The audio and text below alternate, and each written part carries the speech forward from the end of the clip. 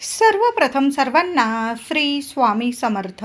स्वामी महाराजांच्या कृपेने तुमच्या सर्व चांगल्या इच्छा पूर्ण होत ही स्वामींचरणी प्रार्थना करते आणि आजच्या व्हिडिओला सुरुवात करते. उद्या 21 फेब्रुवारी 2026 शनिवार दिवशी विनायक चतुर्थी आलेली आहे. बरेचसे लोक विनायक चतुर्थीचं पण व्रत करतात, उपवास करतात आणि संकष्ट चतुर्थीचं सुद्धा व्रत उपवास करतात. म्हणजे शुक्ल पक्षात येणारी विनायक चतुर्थी सुद्धा करतात आणि कृष्ण पक्षातील संकष्ट चतुर्थीचं सुद्धा व्रत करतात. जे उपवास करतात त्यांनी उपवास जरूर करा.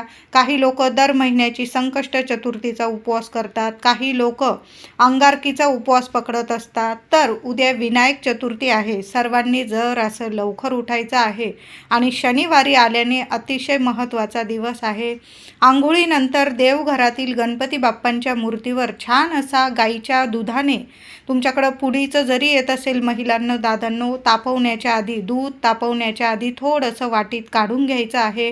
गणपती बाप्पांना तामणात घ्यायचं, आधी स्वच्छ पाण्याने, नंतर दुधाने, पुन्हा स्वच्छ पाण्याने ओम गण गणपते नमः, ओम गण गणपते नमः मंत्र जपा आणि गणपती बाप्पाला छान असा साध्या सोप्या पद्धतीने तुम्ही जशी दररोज किंवा संकष्ट विनायक चतुर्थीला जशी पूजा सेवा करता तशी सेवा करायची आहे.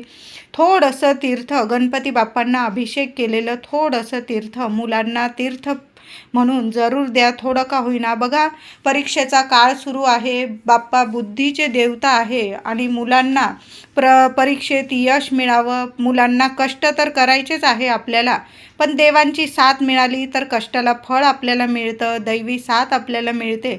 म्हणून आपल्या मुलांना जरूर, सर्वांनी, मुलं मोठी असू दे लहान असू दे, सर्व मुलांना आईने गणपती बाप्पांना अभिषेक घातलेलं चमचाभर तीर्थ जरूर आठवणीने प्यायला द्यायचं आहे. शिक्षण असो, नोकरी असो, भरभरून मुलांना यश प्रगती मिळणार आहे. म्हणून ही सेवा जरूर करा. तुम्हाला जर अथर्व शीर्ष पाठ असेल तर अथर्व शीर्ष बोलत बोलत म्हणत तुम्ही गणपती बाप्पाला अभिषेक केला तरीही चालेल. अभिषेक केल्यानंतर गणपती बाप्पांना तांदळाच्या राशीवर स्थापन करायचं आहे. किंवा तुमच्याकडं जास्तीच्या दुर्वा असतील भरपूर, तर हिरवंगार दुर्वांचं आसन तयार करा आणि त्यावर गणपती बाप्पांना विराजमान करायचं आहे. नसेल दुर्वा एवढ्या, अख्खे तांदूळ, थोडेसे अक्षता घ्या, मूठ सव्वा मूठ, आणि त्यावर गणपती बाप्पांना विराजमान करायचं आहे. त्यानंतर दुसऱ्या दिवशी रविवारी ते तांदूळ तुम्ही मुख्य डब्यात टाकून द्या किंवा त्याची खीर वगैरे बनवली तुम्ही तरीही चालेल. पण उद्या गणपती बाप्पांना छान अशी सेवा करायची आहे. गणपती बाप्पाला 21 दुर्वांची जुडी सकाळी अर्पण करा, संध्याकाळी अर्पण करा. पण घरातल्या एका व्यक्तीने तरी, आईने, वडिलांनी किंवा मुलांनी स्वतःच्या हाताने 21 दुर्वांची जुडी बनवा आणि त्या दुर्वांची जुडी जेव्हा बांधाल ना महिलांनो, दादांनो, तेव्हा त्या जुडीला लाल पिवळा धागा, कलावा मिळून जाईल तुम्हाला पूजेच्या दुकानामध्ये. अगदी 10 रुपयाला छान असा बंडल तुम्हाला मिळून जाईल. दुर्वांची जुडी कधी पण संकष्ट चतुर्थीला बांधत असाल तुम्ही 21 दुर्वा किंवा विनायक चतुर्थी किंवा अंगारक, तर गणपती बाप्पांना दुर्वा अर्पण करताना, ती जुडी बांधताना त्याला कलावा जर बांधला ना तर घरात मंगल कार्य घडून येतात, शुभ गोष्टी घडून येत असतात. लग्न कार्यात अडचणी येत असतील ना, तो मुलगा असू द्या किंवा मुलगी, उद्या विनायक चतुर्थीला आवर्जून गणपती बाप्पांना 21 दुर्वांची जुडी तयार करा आणि ती जुडी बांधताना साधा दोरा न वापरता त्याच कलावा जर वापरला ना तर खूप शुभ परिणाम तुम्हाला तुमच्या आयुष्यात दिसून येतील. करून बघा, वाईट तर काही होणार नाही. गणपती बाप्पांची सेवा करतो आहे. गणपती बाप्पा शुभतेचे प्रतीक आहे. सर्व काही मंगल गोष्टी आपल्या आयुष्यात घडून येणार आहे. म्हणून जेवढी सेवा कराल मनापासून करा आणि दुर्वांच्या जुडीला कलावा बांधून तर बघा, छान अनुभव येतील तुम्हाला. त्याचबरोबर जास्वंदाचं, एक का होईना लाल जास्वंदाचं फूल गणपती बाप्पाला जरूर अर्पण करायचं आहे. त्या जास्वंदाच्या फुलावर तुम्हाला थोड्याशा उजव्या हातात थोड्याशा अक्षता घ्या. तुम्ही मोजून घेऊ शकता. 11 घ्या, 21 घ्या, 101 घ्या. जेवढ्या हातात येईल तेवढ्या उजव्या हातात अक्षता घ्यायच्या आहे. अख्ख्या अक्षता बाप्पांची, देवांची सेवा करताना तुकडा तांदूळ वगैरे घेऊ नका महिलांनो, दादांनो. सेवा करताना देवांची अख्खाच तांदूळ घ्यायचा आहे. तर उजव्या हातात थोड्याशा अक्षता घ्यायच्या आहे तुम्हाला आणि 21 वेळा ओम गण गणपते नमः, ओम गण गणपते नमः मंत्र जपा. नाहीतर मंगलमूर्ते विघ्नहरा दुरितनाशका कृपा करा, मंगलमूर्ते विघ्नहरा दुरितनाशका कृपा करा. या मंत्राचा जप किमान तुम्हाला 21 वेळा करायचा आहे आणि तुम्हाला गणपती बाप्पांच्या चरणी तुमची जी इच्छा असेल, समस्या असेल, बोलून घ्यायचं आहे. कुठलीच आई खाली हात राहणार नाही. प्रत्येक आईची इच्छा गणपती बाप्पा जरूर क्षणात पूर्ण करतील. एका रात्रीत मुलांच्या आयुष्याचं सोनं होईल. म्हणून हा अखंड अक्षतांचा उपाय, ही सेवा जरूर करा आणि त्या अक्षता तुमची इच्छा बोलून घ्यायचं, 21 वेळा मंत्र जपा आणि त्या जास्वंदाच्या फुलावर गणपती बाप्पांचं नामस्मरण करून त्या अक्षता अर्पण करून द्यायच्या आहे. सोन्यासारखे अनुभव येतील. लग्न कार्यात अडथळे येत असतील, त्या मुलाने किंवा मुलीने किंवा आईने किंवा वडिलांनी हाच उपाय जरूर करा. लवकरात लवकर तुमच्या घरात मंगल कार्य जरूर घडून येईल. त्याचबरोबर उद्या गणपती बाप्पाला छान असा मोदकांचा नैवेद्य दाखवा, गूळ खोबऱ्याचा नैवेद्य दाखवा. गूळ खोबरं गणपती बाप्पांना खूप प्रिय आहे. उद्या देवघरात आठवणीने महिलांनो, दादांनो, गूळ खोबऱ्याचा नैवेद्य जरूर दाखवा. संध्याकाळी तुम्ही मोदक बनवणार असाल, तेच गूळ खोबरं तुम्ही वापरलं मोदक बनवण्यासाठी तरीही चालेल. आता नाहीच जमलं माझ्या महिलांना, काय करायचं, थोडासा गूळ बारीक करा आणि त्याचे 11, 21 किंवा 5 मोदक जरी बनवले आणि त्याचा जरी नैवेद्य दाखवला ना तरीही चालेल. आता नैवेद्य गणपती बाप्पांना नैवेद्य दाखवताना असाच दाखवणे. आपण जसा भगवान श्रीहरी विष्णूंना तुळशीपत्र ठेवून नैवेद्य दाखवतो आणि आपला नैवेद्य लगेच स्वीकार करतात देव, तसाच गणपती बाप्पाला नैवेद्य दाखवताना कधी पण किमान 5 दुर्वा का होईना मोदकांवर, लाडूवर, पेढ्यावर जरूर ठेवत जा. बघा, क्षणात मनोकामना तुमच्या जरूर पूर्ण होतील. उद्या देवघरात महिलांनो एक दिवा चालूच ठेवायचा आहे. अखंड लावून द्या गणपती बाप्पांसमोर आणि त्या दिव्यात तुम्हाला 2 अख्ख्या लवंगा टाकायच्या आहे. 2 लवंग टाकायचे आहे. चांगले अनुभव येतील. घरातली जी नकारात्मकता असेल ती सुद्धा निघून जाईल आणि माता लक्ष्मी तुमच्यावर प्रसन्न होईल. म्हणून ही सेवा जरूर करा. उद्या अथर्व शीर्ष 11 वेळा पठण करता आलं तर जरूर पठण करून घ्या. बघा, परीक्षेचा काळ आहे. मुलांकडून सुद्धा 11 वेळा अथर्व शीर्ष जरूर पठण करून घ्या. 11 वेळा श्री गणपती स्तोत्र पठण करून घ्या. नाही जमलं किमान 1 वेळा तरी सर्वांनी सकाळी करा सेवा, संध्याकाळी करा. अगदी रात्रीचे 8-9 वाजले ना उद्या चालेल, पण उद्या मुलांकडून सुद्धा अथर्व शीर्ष फलश्रुतीसह पठण करून घ्या. गणपती स्तोत्र किमान 1 वेळा का होईना आई वडिलांनी ही सेवा स्वतःसुद्धा करा. आपण करायला लागलो की साहजिक आहे आपली मुलंसुद्धा येऊन बसतातच देवघरात आपल्याजवळ.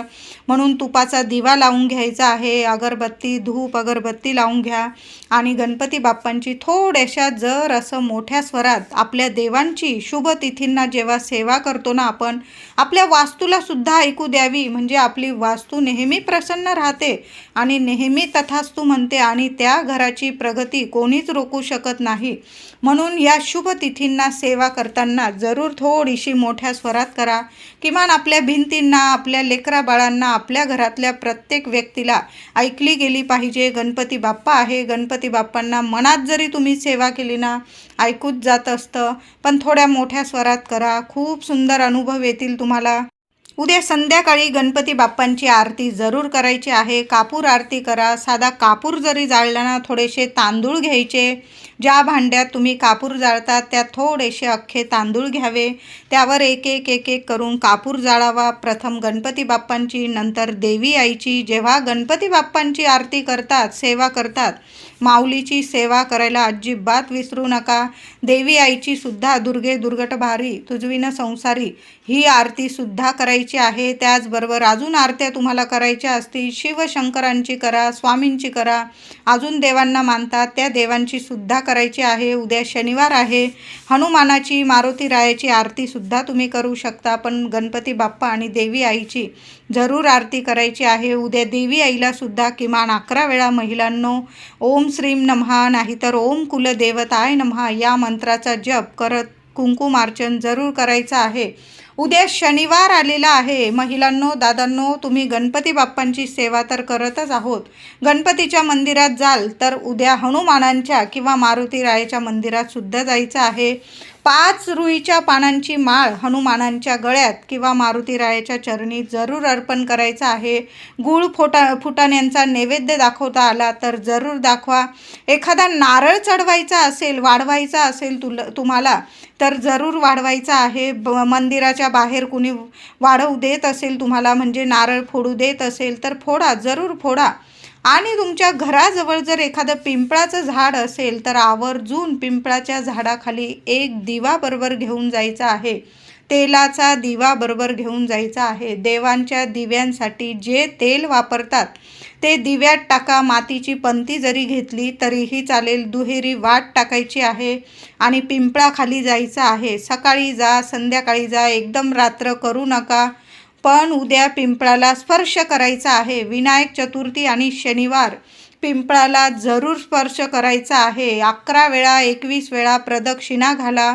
ओम नमो भगवते वासुदेवाय नमः. ओम नमो भगवते वासुदेवाय नमः. मंत्र जपा लक्ष्मीनारायणांचा. ओम श्रीम नमः. ओम श्रीम नमः. 101 वेळा प्रदक्षिणा घाला, 21 वेळा घाला, 11 वेळा घाला, 5 वेळा घाला. जेवढ्या वेळा घालायच्या प्रदक्षिणा घाला. एक दिवा लावायचा आहे. मनोकामना बोला आणि दिवा लावायचा आहे. एक गुळाचा खडासुद्धा पिंपळाच्या झाडाखाली जरूर आवर्जून ठेवून या. एखादा कागद असेल, एखादा पान वगैरे पडलेलं असेल स्वच्छ, तिथं एक गुळाचा खडा ठेवून यायचा आहे. जसा जसा तो गुळाचा खडा तिथले किडे मुंगे खातील तशा तशा तुमच्या अडचणी, जीवनातल्या कितीही समस्या असू द्या, अडचणी असू द्या, नाही दूर झाल्या तर मला बोला. लक्ष्मीनारायणांची इतकी कृपा होईल. जी व्यक्ती विनायक चतुर्थीला पिंपळाखाली दिवा लावून येते शनिवार बघून, त्या व्यक्तीच्या आयुष्यातल्या सर्व समस्या जरूर दूर होतात आणि गणरायाची भरभरून कृपा होते. म्हणून आवर्जून आईने करा, मुलांनी करा, वडिलांनी करा, सर्वांनी हा पिंपळाच्या झाडाखालचा उपाय, ही सेवा आवर्जून करा. त्याचबरोबर हनुमानांच्या मंदिरात किंवा मारुतीरायाच्या मंदिरात गेलेल्या आहात तुम्ही तर बरोबर तिथंसुद्धा एक दिवा घेऊन जा आणि तिथंसुद्धा जय श्रीराम बोलून एक दिवा प्रज्वलित करून या. बघा, कितीही शत्रू त्रास देऊ द्या, कुठली बाधा असेल, करणी असेल, कुणी काही केलेलं असेल, त्रास असेल तुम्हाला आयुष्यात किंवा आर्थिक टंचाई असेल, घरादारात काही अडीअडचणी असतील, मुलांना काही अडचणी असतील, खाली हात तुम्ही मंदिरातून घरी येणार नाही. जी व्यक्ती शनिवारी हनुमानांसमोर किंवा मारुतीरायांसमोर जय श्रीराम बोलून दिवा लावून घरी येते ना, साक्षात श्रीराम नक्कीच मदत करतात आणि हनुमानांच्या हृदयात बसलेले आहे राम. जी व्यक्ती हनुमानांच्या समोर जय श्रीराम बोलून दिवा लावते ना, ती कधीच खाली हात येत नाही. त्या व्यक्तीला कितीही कष्ट असू द्या, त्रास असू द्या, शत्रुबाधा असेल, कुठली बाधा असेल तर हनुमान आहे. प्रत्येक दिशेने रक्षण करायला धावून येतील आणि तुमचं सर्व संकट एका क्षणात पळवून लावतील. म्हणून ही सेवा आवर्जून करायची आहे. उद्या संध्याकाळी महिलांनो, आरती केल्यानंतर गणपती बाप्पासमोर थोडासा सुक्या खोबऱ्याच्या तुकड्यावर कापूर जाळता आला तर जरूर जाळा. त्यावर 2 लवंग जाळू शकता. संपूर्ण घरात आधी बाप्पाला तो धूप दाखवायचा आहे, नंतर संपूर्ण घरात तो कापूर धूप पसरवा. नावाला सुद्धा तुमच्या घरात कुठला वास्तुदोष, पितृदोष, नकारात्मकता उरणार नाही. खोबऱ्याच्या वासाने गणपती बाप्पा प्रसन्न होतात, आपली वास्तू प्रसन्न होते आणि त्यावर आपण कापूर जाळतो, लवंग जाळतो. यामुळे माता लक्ष्मी प्रसन्न होत असते आणि घरातलं दुःख, दारिद्र्य दूर करते, अडीअडचणींना आपल्या जीवनातून दूर करत असते आणि आपल्या घरात अखंड वास करते, स्थिर स्वरूपात वास करते. अशा घरात कशालाच कमी पडत नाही आणि गणपती बाप्पांची अखंड कृपा राहते. गणपती बाप्पांची कृपा होणार म्हणजे तिथं लक्ष्मी माता सुद्धा कायम प्रसन्न राहणार. म्हणून उद्या हा कापराचा उपाय आवर्जून करा. व्हिडिओ आवडला असेल लाईक करा, शेअर करा, चॅनलला नक्की सबस्क्राईब करा. धन्यवाद.